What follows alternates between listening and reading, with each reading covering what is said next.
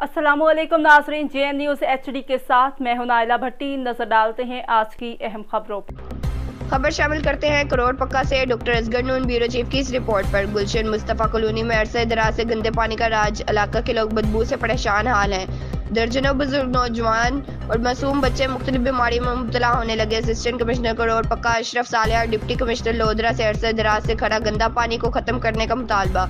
करोड़ पक्का की सबसे पहली और पुरानी कॉलोनी, जिसका नाम गुलशन मुस्तफ़ा रखा गया था, जो कि आज तक बुनियादी सहूलियात से महरूम है। सीवरेज निज़ाम न होने पर 3 मोहल्लों का गंदा पानी इस कॉलोनी में छोड़ दिया जाता है, जिसकी वजह से इस कॉलोनी के मकीन इस गंदे पानी की बदबू से तंग है। अहले इलाका वालों ने शिकायत कर कर के थक गए, मगर कोई सुनवाई ना हो सकी। मजाल है किसी के कान पर जून तक फिरींगी हो। हर बंदा अपनी बात में मस्त है और खुद से ज्यादा किसी को अहमियत नहीं देता। सख्त अजियत में मुब्तला है, सांस तक लेना दुश्वार है। डिप्टी कमिश्नर लोधरा इस बीमारियां फैलाने वाले गंदे पानी को फौरी तौर पर खत्म करने के अहकाम जारी करे, ताकि इलाका मकीन मौजूद अमराज में मुब्तला होने से बच सके।